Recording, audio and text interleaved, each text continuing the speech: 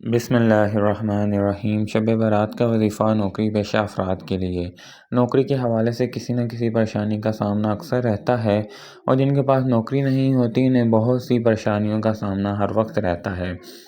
لہٰذا اگر آپ کے پاس نوکری نہیں، یا آفس میں کسی قسم کی پریشانی ہے، یا افسر آپ کی بے حد مخالفت کرتے ہیں، یا آپ کو نوکری سے نکالنے کی سازش کرتے ہیں، تو ان تمام پریشانیوں سے نجات کے لیے شب برات میں درود ابراہیمی کا وظیفہ ضرور کریں۔ انشاءاللہ آپ کو جلد ہی نوکری کے حوالے سے پریشانی سے نجات حاصل ہوگی۔ اس خاص وظیفے کے لیے 15 شعبان کی شب عشاء کی نماز کے بعد اول آخر 10 بار درود پاک پڑھیں، اور درمیان میں 3 بار سورہ واقعہ اور 300 بار درود ابراہیمی محبت سے ورد کریں۔ اس کے بعد سحری میں روزہ رکھیں اور روزہ کی حالت میں کثرت سے درود ابراہیمی ورد کریں۔ انشاءاللہ آپ کو جلد ہی پسند کی نوکری اور اس نوکری میں آپ کو ترقی حاصل ہوگی۔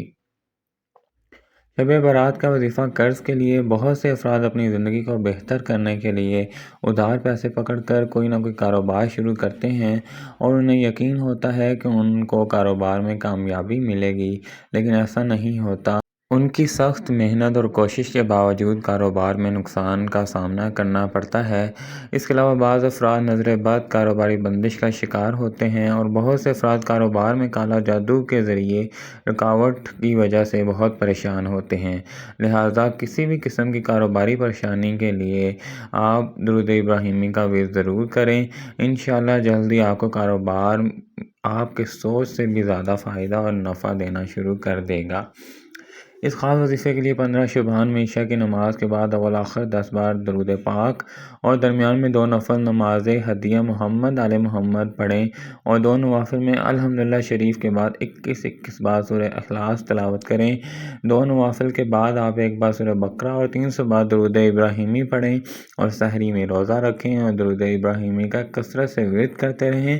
انشاءاللہ یہ وظیفہ کرنے کے بعد آپ کو جلد کاروباری بندش، نظر بد اور کالا جادو سے نجات ملے گی، اور آپ کے کاروبار میں برکت اور ترقی ہونا شروع ہو جائے گی۔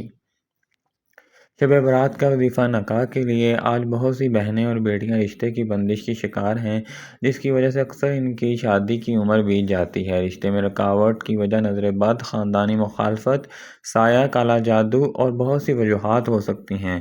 یاد رہے، رشتے میں رکاوٹ کی وجہ جو بھی ہو، اگر کوئی بیٹی اس کا شکار ہو جائے تو بہت مشکل سے اس سے نجات ملتی ہے، لیکن اگر کوئی بہن یا بیٹی شب برات میں درود ابراہیمی کا ورد کر لیتی ہے تو ہر حال میں رشتے کی رکاوٹ اور بندش دور ہو جائے گی۔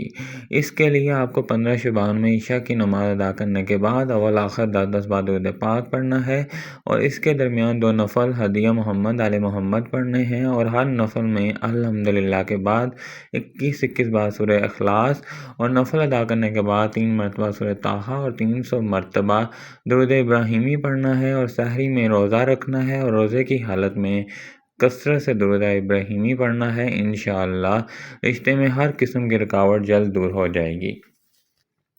شوہر کے لیے وظیفہ۔ شوہر کی بے رخی، غصہ، نفرت اور اس کی غیر عورتوں سے محبت بیوی کے لیے بہت بڑا پرابلم ہے، جس کا حل بہت مشکل سے ملتا ہے۔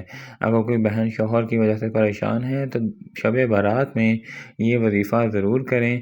شب برات کے اس وظیفہ کے لیے 15 شعبان میں عشاء کی نماز ادا کرنے کے بعد 10 بار درود پاک اور درمیان میں 2 نفل ہدیہ محمد آل محمد پڑھنے ہیں، اور الحمدللہ کے بعد 14 بار سورہ اخلاص، اور نفل ادا کرنے کے بعد 11 مرتبہ سورہ مزمل اور 100 بار درود ابراہیمی پڑھنا ہے۔